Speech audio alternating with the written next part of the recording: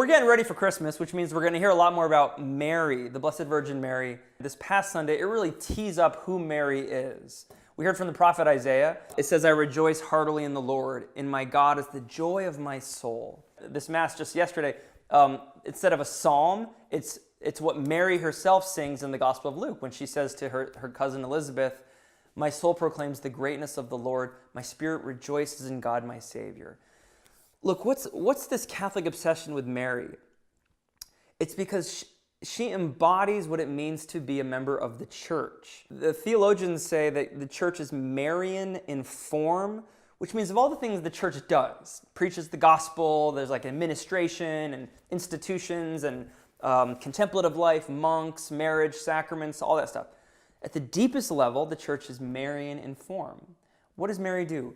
She says yes to God in a particular way, in a particularly unlimited way. The moon's a great image for Mary because the moon has no light of its own, but it receives and reflects the light of the sun. It can light up a dark night.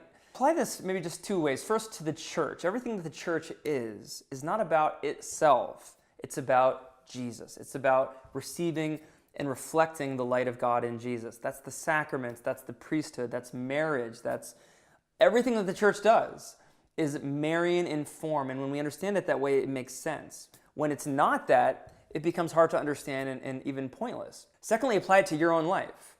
What do you rejoice in? What's the joy of your soul? What does your soul magnify?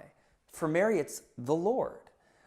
It's easy, I think, in our day and age, especially sometimes when we get close to the Christmas season, to get so fixated on like, here's what I'm doing, or I've got to do this, or I've got to get ready for that, or I'm stressed out, or oh my goodness, well, the family's coming over and I'm not ready, or maybe painful memories come up. Mary as a figure and as a symbol of the church can be such a refreshing reminder. Focus on rejoicing in the Lord, rejoicing in God, your Savior. And I think you'll find a freedom in that, not only to understand your own life, but to understand the church better.